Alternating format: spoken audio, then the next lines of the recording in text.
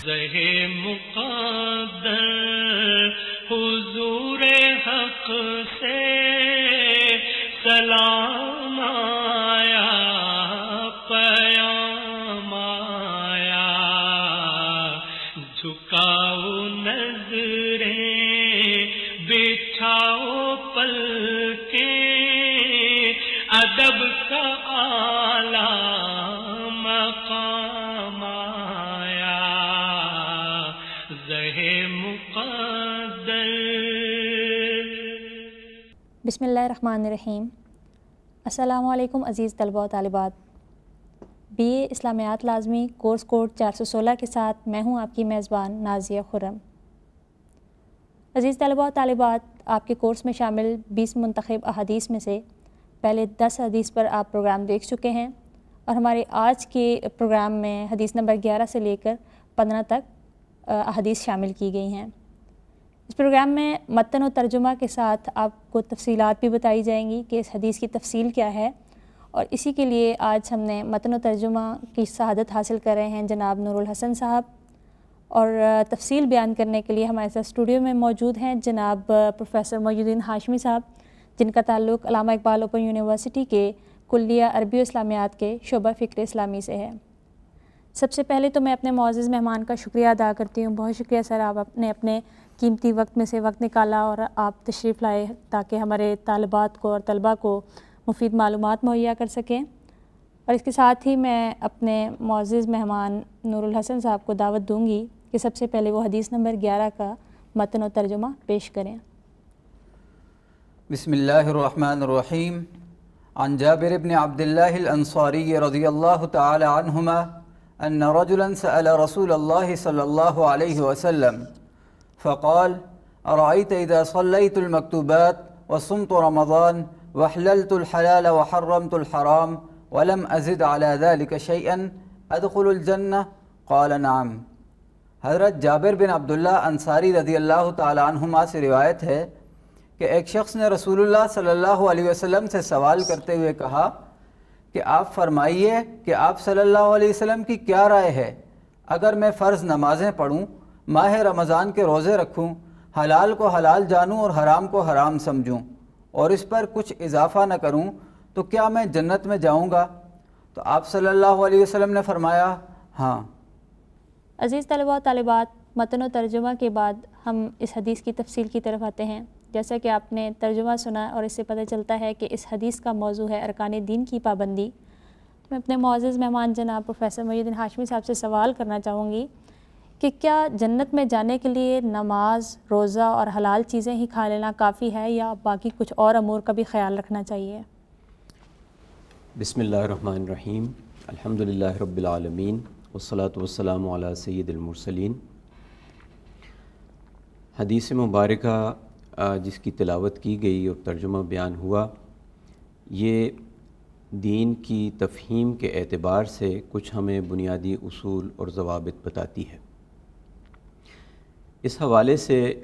حدیث مبارکہ میں یہ وضاحت کی گئی ہے، بنیادی طور پر ایک سوال تھا جو ایک صحابی نبی اکرم صلی اللہ علیہ وسلم نے حضرت صلی اللہ علیہ وسلم سے استفسار کیا کہ آپ کی جو تعلیمات ہیں، جو دین کی تعلیمات ہیں، چونکہ اس میں بہت سے احکام ایسے ہیں جو بالکل بنیادی اور ضروری نوعیت کے رکھتے ہیں، جیسے نماز ہو گئی، روزہ ہو گیا، اور دیگر فرائض اور واجبات، یعنی وہ چیزیں جن کا کرنا ہر صورت میں ہر مسلمان کے لیے ضروری ہے۔ اس کے علاوہ قرآن مجید میں احادیث نبوی میں بہت سے ایسے احکامات ہیں جن کی اس طرح کی تاکید نہیں ہے جس طرح فرائض اور واجبات کی ہے۔ تو اس میں کون سی ایسی یعنی لائن ہے جو میں بیچ میں ڈال دوں جس کی روشنی میں مجھے پتہ ہو کہ یہ والی چیزیں بہت بنیادی ہیں، اور جو آپ نے ارکان اسلام بتائے ہیں یا جو فرائض اور واجبات بتائے ہیں، کیا ایک مسلمان صرف انہی پر عمل درآمد کرے، اور جو نفلی عبادات ہیں، جو آپشنل چیزیں جو شریعت میں آئی ہیں، ان کو اہمیت نہ دے، تو کیا یہ اس کی نجات کے لیے کافی ہے؟ بنیادی سوال یہ ہے۔ اس حوالے سے میں اتنا عرض کروں، حضور اکرم صلی اللہ علیہ وسلم نے تو اس کی وضاحت فرما دی کہ ہاں اتنا کافی ہے،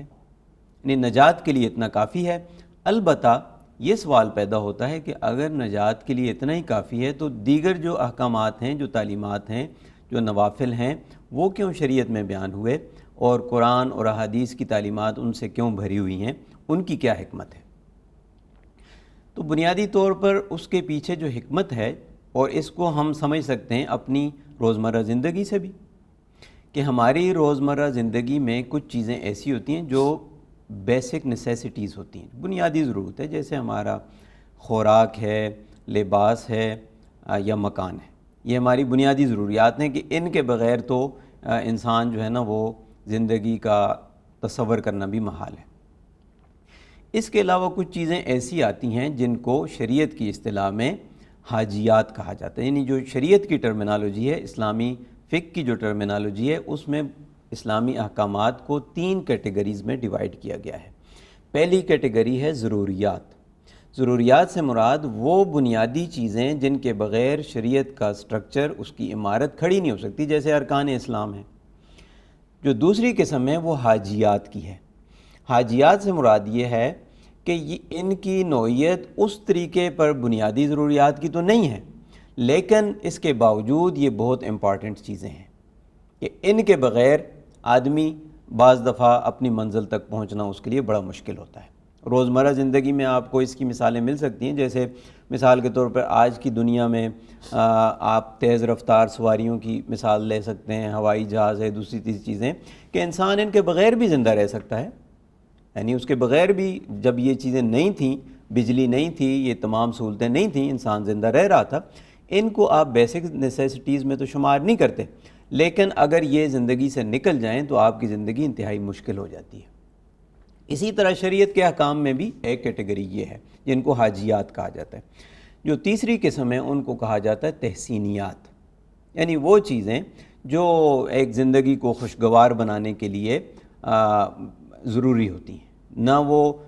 بنیادی ضروریات ہیں، نہ حاجیات ہیں، بلکہ تحسینیات حسن سے ہے کہ وہ بیوٹیفیکیشن کے لیے ضروری ہیں، زندگی میں خوشگوار پن لانے کے لیے وہ ضروری ہیں۔ اسی طرح بین ہی شریعت کے جو احکامات ہیں وہ ان 3 کیٹیگریز میں منقسم ہیں۔ جیسے ہماری زندگی پہ آپ یہ تو کہہ سکتے ہیں کہ جی اگر بنیادی ضروریات آپ کو مل جائیں تو آپ کی زندگی کے لیے کافی ہیں، آپ کہیں گے ہاں بالکل زندگی تو گزر جائے گی، لیکن اس زندگی میں وہ چام نہیں ہوگا، وہ خوبصورتی نہیں ہوگی جب آپ کے ساتھ وہ جو دوسری چیزیں ہیں وہ شامل نہیں ہوں گی۔ بینی یہی چیز شریعت کے احکام سے متعلق بھی ہے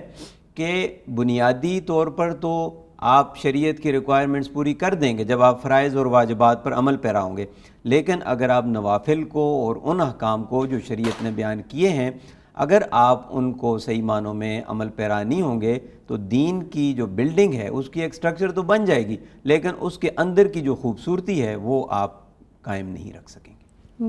عزیز طلبہ و طالبات،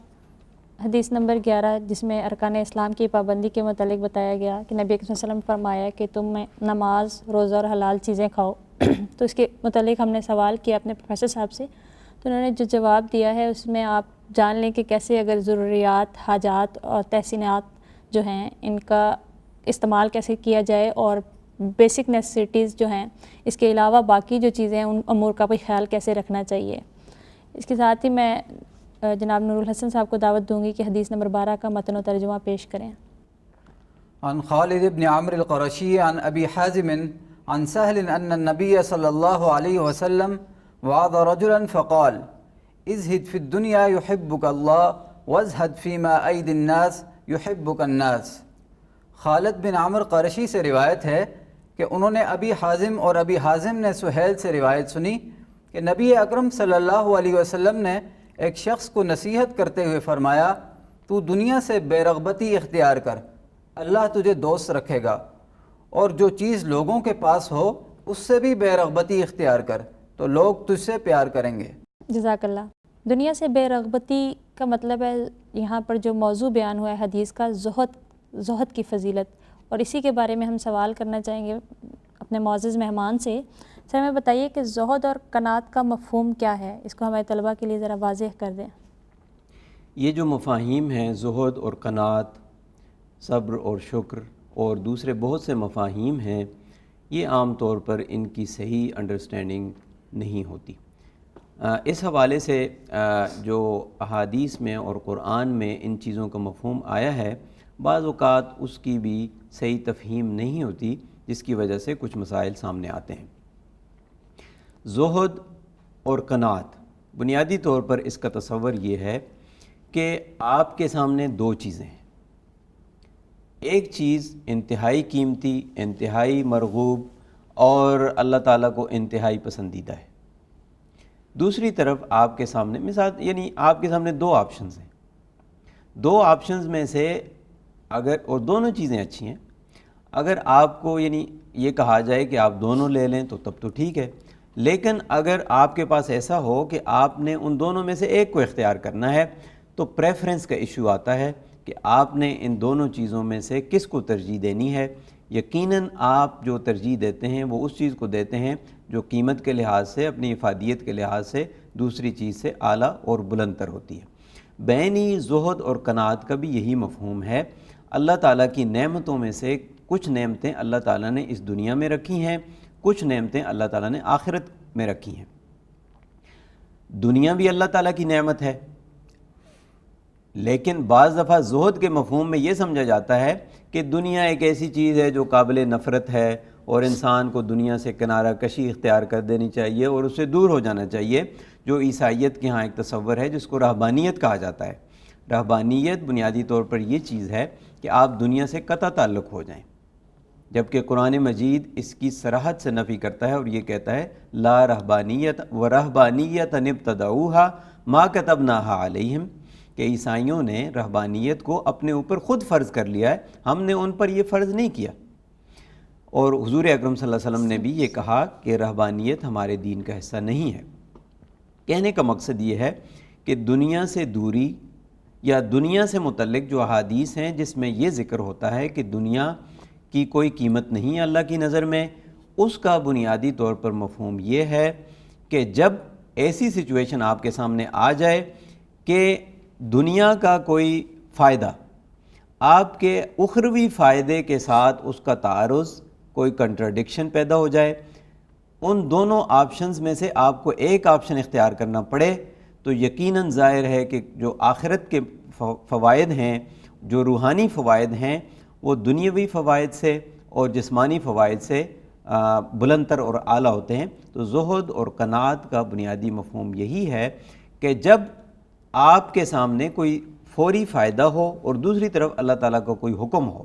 تو آپ اس فوری فائدوں کو چھوڑ کر اللہ تعالیٰ کے حکم کو لے لیں، اور یہی قرآن مجید کی اس آیت سے بھی ہمیں نظر آتا ہے قُلْ لَا يَسْتَوِي الْخَبِيثُ وَالطَّيِّبُ وَلَوْ أَعْجَبَكَ كَثْرَةُ الْخَبِيثِ۔ اس کا مفہوم یہ ہے کہ ناپاک چیزیں اور پاک چیزیں کبھی بھی برابر نہیں ہو سکتیں، اگرچہ ناپاک چیزوں کی کثرت آپ کو بہت ہی یعنی فیسینیٹ کر دے، بہت آپ کو وہ کر لے، لیکن اس کے باوجود جو اعلیٰ چیز ہے، جو پاکیزہ چیز ہے، وہ قابل ترجیح ہوتی ہے اور اسی کو ہمیشہ اختیار کرنا چاہیے۔ بہت شکریہ سر۔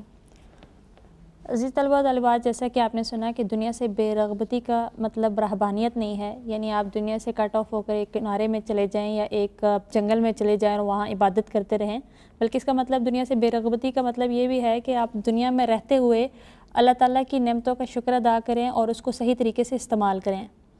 اب میں حدیث نمبر 13 کے متن و ترجمہ کو پیش کرنے کے لیے جناب نور الحسن صاحب کو دعوت دوں گی۔ عن ابی سعید الخدری رضی اللہ تعالی عنہ ان رسول اللہ صلی اللہ علیہ وسلم قال لا ضرر ولا ضرار۔ حضرت ابو سعید خدری رضی اللہ تعالیٰ عنہ سے روایت ہے کہ رسول خدا صلی اللہ علیہ وسلم نے فرمایا کہ کسی کو ضرر دینا اسلام میں روا نہیں اور نہ ہی انتقام کے طور پر ضرر پہنچانے کی اجازت ہے۔ جزاک اللہ۔ یہاں پر دو الفاظ بیان ہوئے، لا ضرر ولا ضرار۔ اپنے معزز مہمان جناب پروفیسر سب سے درخواست کروں گی کہ ہمارے طلباء کو اس کا بیان فرما دیں کہ کیا فرق ہے ان دونوں الفاظ میں۔ ہاں جی، یہ جو دو الفاظ حدیث میں آئے ہیں اور یہ بڑی مشہور حدیث ہے لا ضرر ولا ضرار، اس کے محدثین نے اور شارحین حدیث نے مختلف معنی بیان کیے ہیں، لیکن بالعموم جو اس کا معنی متعارف ہے وہ یہ ہے کہ نہ تو آپ کسی کو ابتدائی طور پر انیشیلی کسی کو آپ تکلیف پہنچائیں اور نہ آپ کو کوئی تکلیف پہنچائے تو اس کے جواب میں آپ اس کو تکلیف پہنچائیں۔ تو یہ بنیادی طور پر اس حدیث کا مفہوم ہے، اور یہ ہمیں اس حدیث سے یہ پتہ چلتا ہے کہ مسلمان کے لیے یہ تو بالکل روا نہیں ہے کہ وہ کسی کو ضرر پہنچائے، اس کو تکلیف پہنچائے، لیکن اس کے ساتھ ساتھ اس کے لیے یہ بھی پسندیدہ نہیں کہ اگر اس کو کوئی ضرر پہنچتا ہے تو وہ جوابی طور پر ضرر اس کو پہنچائے۔ شریعت نے اس کو بعض حقوق دیے ہیں، مثال کے طور پر قصاص کا حق شریعت نے انسان کو دیا ہے کہ اگر اس کا کوئی عزیز جو ہے اس کو قتل کیا جاتا ہے تو اس کو ایک حق شریعت دے دیتی ہے کہ آپ اس پر اس کے جوابی طور پر آپ اس سے قصاص کا مطالبہ کر سکتے ہیں۔ لیکن وہاں بھی ہم یہ دیکھتے ہیں کہ قرآن مجید نے جو ترغیب دی ہے، جو پریفرنس دی ہے، وہ اسی کو ہے کہ اگر آپ معاف کر دیں تو وہ اولا ہے، یعنی عفو و درگزر کی اس میں تعلیم ہے اور ضرر پہنچانے کی ممانعت ہے۔ بہت شکریہ۔ اس حدیث کی تفصیل میں جیسا کہ سر نے ہمیں بتایا کہ نہ کسی کو آپ خود نقصان پہنچائیں، یعنی یہ نیت بھی نہ کریں کہ میں کسی کو نقصان پہنچاؤں، اور نہ کسی کے نقصان کے بدلے میں آپ اس کو نقصان پہنچائیں۔ اس کے ساتھ ہی میں حدیث نمبر 14 کے متن و ترجمہ پیش کرنے کے لیے جناب نور الحسن صاحب کو دعوت دوں گی۔ عن ابن عباس رضی اللہ تعالی عنہما ان رسول اللہ صلی اللہ علیہ وسلم قال لو يعطى الناس بدعواهم لادعى رجال اموال قوم ودماءهم لكن البينة على المدعي واليمين على من انكر۔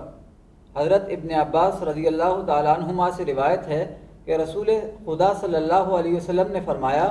کہ اگر لوگوں کو محض دعویٰ کرنے پر ہی سب کچھ دلا دیا جائے تو کچھ لوگ دوسروں کے مال اور خون کا دعویٰ کریں گے، لیکن ثبوت مدعی پر ہے اور قسم اس پر جو انکار کرتے۔ جزاک اللہ۔ عزیز طلبہ، جیسا کہ آپ نے ابھی سنا کہ اس حدیث کی روز ہے کہ ثبوت لازمی ہونا چاہیے، صرف دعویٰ کرنے پر آپ کسی کو کوئی چیز نہ دے دیں۔ میرا سوال یہاں پر اپنے معزز مہمان سے ہے کہ اگر ثبوت بعض دفعہ نہیں ہوتا، کوئی انسان حق پر ہوتا ہے، اور تب اس کو کیسے وہ ثابت کرے کہ وہ حق پر ہے اور یہ چیز اس کی ہے؟ ہاں، اس میں پہلے حدیث کا مفہوم بیان کر دوں۔ یہ حدیث بنیادی طور پر جو اسلام کا نظام عدل ہے اس میں ایک بنیاد فراہم کرتی ہے، اور ہمیں یہ بتاتی ہے کہ جو پروسیجرل لا ہے، یعنی پروسیجرل لا کے حوالے سے یہ حدیث ایک بنیاد کا درجہ رکھتی ہے، نہ صرف اسلامی قانون میں بلکہ ہم یہ دیکھتے ہیں کہ دنیا بھر کا جو قانونی ڈھانچہ ہے وہ اسی بنیاد اور اسی اصول پر قائم ہے، اور دنیا بھر کے قانونی جو دماغ ہیں انہوں نے اس بنیادی اصول سے استفادہ کیا ہے۔ یہ جو بنیادی اصول ہے وہ یہ ہے کہ مدعی جو دعویٰ کرتا ہے اس پر لازم ہے کہ وہ ثبوت فراہم کرے، یعنی ثبوت کی فراہمی اس شخص پر ہے جو دعویٰ کرتا ہے، اور جو اس کا انکار کرتا ہے اگر بالفرض اس کے پاس ثبوت موجود نہیں ہے، یعنی دو صورتیں، اگر مدعی کے پاس ثبوت موجود ہے تو وہ اس کی ذمہ داری ہے کہ وہ ثبوت پیش کرے، مدعا علیہ کی ذمہ داری نہیں ہے کہ وہ ثبوت پیش کرے۔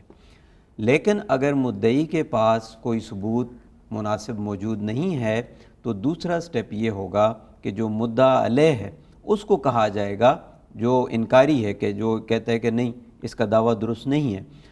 اس کی ذمہ داری ہے کہ اس کو قسم دی جائے کہ اچھا اگر آپ سمجھتے ہو کہ یہ جھوٹا ہے تو آپ قسم کھا کے یہ بتاؤ کہ یہ اپنے دعویٰ میں جھوٹا ہے۔ تو یہ ایک بنیاد فراہم کرتی ہے ایک نظام عدل کے حوالے سے، پروسیجرل لا کے حوالے سے، جو ہماری عدالتی نظام جو ہے جس پر قائم ہے۔ رہی دوسری بات جو آپ نے بتایا کہ اگر کسی کے پاس ثبوت موجود نہیں ہو تو اس کے لیے انصاف کی فراہمی کیسے ہو، یقیناً یہ بات ٹھیک ہے، لیکن عدالتی نظام ظاہر ہے کہ وہ انسانی اس پر مبنی ہے، اور اس کے لیے ظاہر ہے کوئی پروف چاہیے، اور بغیر ثبوت کے یہ ممکن نہیں ہے کہ کوئی عدالتی نظام میں یہ کسی کو رائٹ دیا جیسے، یعنی اگر آپ کے پاس یہاں ثبوت موجود نہیں ہے تو دوسرے کو آپ جسٹس فراہم کرنے کے لیے کون سے ثبوت کی بنیاد پر اس کو عدل فراہم کریں گے؟ تو ثبوت کا ہونا ایک لازمی چیز ہے، لیکن اس کے ساتھ یہ ذہن میں رکھنا چاہیے کہ یہ جو دنیا ہے یہ دارالامتحان ہے، دارالانصاف نہیں ہے۔ یوم الدین جو ہے جس کو کہا گیا ہے قیامت کے روز کو یوم الدین کہا گیا، یعنی حقیقی انصاف کا دن قیامت کا دن ہے۔ وہاں پر جیسے کہ قرآن مجید میں آیا ہے کہ فَمَن يَعْمَلْ مِثْقَالَ ذَرَّةٍ خَيْرًا يَرَهُ وَمَن يَعْمَلْ مِثْقَالَ ذَرَّةٍ شَرًّا يَرَهُ، جو بھی تھوڑا بہت ایک مثقال ذرے کے برابر، ایک چھوٹے ذرے کے برابر بھی کسی نے اچھا کام کیا، اس کی جزا اس کو وہاں ملے گی، اور جس نے ایک چھوٹے سے ذرے کے برابر کوئی غلط کام کیا اس کی سزا اس کو وہاں ملے گی۔ تو حقیقی انصاف تو قیامت کے دن ملے گا، جبکہ یہاں پر جو انصاف ہے اس کی بنیاد ثبوت پر قائم ہے۔ اس حوالے سے حضور اکرم صلی اللہ علیہ وسلم کے ایک اور فرمان بھی سامنے رکھنا چاہیے، جو حضور اکرم صلی اللہ علیہ وسلم نے ایک کیس کے سلسلے میں یہ بتایا، جب آپ کے سامنے دو فریقین پیش ہوئے ایک مقدمے کے سلسلے میں، تو حضور اکرم صلی اللہ علیہ وسلم نے ان کو تنبیہ کرتے ہوئے کہا کہ ہو سکتا ہے کہ تمہاری چرب زبانی اور تمہاری یعنی جو لاجیکل انداز میں جو آپ کی گفتگو ہے اس سے میں متاثر ہو کر آپ کے حق میں فیصلہ کر لوں، لیکن یعنی در حقیقت آپ کا وہ حق نہیں ہے۔ تو اس سلسلے میں آپ کو خدا سے ڈرنا چاہیے، اگرچہ میں آپ کو وہ ایک چیز دے دوں گا لیکن قیامت کے دن وہی چیز آپ کے لیے آگ اور وبال ثابت ہوگی۔ بہت شکریہ سر۔ عزیز طلباء و طالبات، دعویٰ میں ثبوت کی ضرورت کیوں ہے، اس کو بہت تفصیل سے ہمارے پروفیسر صاحب نے آپ کے لیے بیان کر دیا ہے۔ اس کے ساتھ ہی میں حدیث نمبر 15 کے متن و ترجمہ پیش کرنے کے لیے جناب نور الحسن صاحب کو دعوت دوں گی۔ عن ابی سعید الخدری رضی اللہ تعالی عنہ قال سمعت رسول اللہ صلی اللہ علیہ وسلم یقول من رأى منکم منکرا فلیغیرہ بیدہ فإن لم يستطع فبلسانہ فإن لم يستطع فبقلبہ وذلك اضعف الایمان۔ حضرت ابو سعید خدری رضی اللہ تعالیٰ عنہ سے روایت ہے، انہوں نے کہا کہ میں نے رسول خدا صلی اللہ علیہ وسلم کو فرماتے ہوئے سنا کہ تم میں سے جو کوئی برائی دیکھے تو اپنے ہاتھ سے روک دے، اور اگر اس کی بات کی طاقت نہ رکھتا ہو تو اپنی زبان سے روک دے، اور اگر یہ بھی نہ کر سکے تو اپنے دل میں برا جانے، اور وہ کمزور ترین ایمان ہے۔ جزاک اللہ۔ عزیز طلباء و طالبات، جیسا کہ اس حدیث کا موضوع ہے امر بالمعروف و نہی عن المنکر، تو میرا سوال ہے جناب پروفیسر صاحب سے کہ آج کل کے معاشرے میں ہم جب کسی کو کچھ برا کرتے ہوئے دیکھتے ہیں، نہ تو اس کو روکتے ہیں اور نہ دل میں برا جانتے ہیں، تو اس کے لیے کیا حکم ہے؟ ہاں جی، مختصراً اس کی میں یہ وضاحت کروں گا کہ یہ ہر مسلمان کا فرض منصبی ہے اس حدیث کی روح سے اور قرآن کی نصوص کی روشنی میں کہ اس کی ذمہ داری ہے کہ امر بالمعروف اور نہی عن المنکر، اچھے کام کو حکم دینا، برے کام سے روکنا، اور یہ بہت سی احادیث میں اس کا ذکر آیا ہے۔ اگر کوئی شخص، البتہ اس میں تھوڑی سی وضاحت اس کی یہ ضروری ہے کہ یعنی لا اینڈ آرڈر کو ہاتھ میں لینا اس میں شامل نہیں ہے، یعنی یہ اگر سمجھ لیا جائے کہ یہ میری ذمہ داری ہے کہ میں اس کو بھی ٹھیک کروں اس کو بھی ٹھیک کروں، ٹھیک ہے، اس کے سلسلے میں آپ اپنی کیپیسٹی میں رہتے ہوئے، جیسے کہ حضور اکرم صلی اللہ علیہ وسلم نے فرمایا کلکم رائن و کلکم مسئول عن رعیتہ، تم میں سے ہر شخص ایک چرواہے کی طرح ہے، اور ہر شخص سے اس کا جو یعنی اس کا جو اس کے انڈر جو چیزیں ہیں ان سے متعلق سوال کیا جائے گا۔ تو ہر انسان کو بنیادی طور پر یہ سوچ لینا چاہیے کہ جو چیزیں اس کے زیر اثر ہیں، اس کے کنٹرول میں ہیں، اس کے ماتحت ہیں، ان چیزوں میں بالخصوص اس کی ذمہ داری ہے کہ وہ ان کو ہر لحاظ سے درست کرے۔ البتہ جو ایمان کا کمزور ترین درجہ ہے وہ یہ ہے کہ جہاں کوئی برائی ہوتی ہوئی دیکھی جائے، کم سے کم اس کو اپنے دل میں برا جانا جائے۔ اور اس حوالے سے یہ بہت لمحہ فکریہ ہے کہ اگر ہم کسی برائی کو اپنی آنکھوں سے دیکھیں اور بے حسی سے اس پہ گزر جائیں، اور ہمارے دل میں بھی کوئی یعنی یہ ایک قدورت پیدا نہ ہو کہ یہ ایک برا کام ہے اور غلط کام ہے، ایک نفرت اور اس کی کراہت ہمارے دل میں پیدا نہ ہو، تو ہمیں سوچ لینا چاہیے کہ ہمارا ایمان خطرے میں ہے، کیونکہ ایمان کا کمزور ترین درجہ یہی ہے۔ بہت شکریہ سر۔ عزیز طلباء و طالبات، ابھی آپ بی اے اسلامیات لازمی کورس کوڈ 416 پر مشتمل پروگرام دیکھ رہے تھے، جس میں حدیث نمبر 11 سے 15 تک کا متن و ترجمہ کے ساتھ تفصیل ہمارے معزز مہمان نے پیش کی۔ سب سے پہلے میں اپنے معزز مہمان کا شکریہ ادا کرتی ہوں۔ بہت شکریہ سر، آپ تشریف لائے اور ہمارے طالبات کو اور طلباء کو مفید معلومات مہیا کی۔ اور اس کے ساتھ ہی میں اپنے اگلے پروگرام تک آپ سے اجازت چاہوں گی۔ اللہ نگہبان۔ زہے مقدر حضور حق سے سلام آیا، پیام آیا، جھکاؤ نظر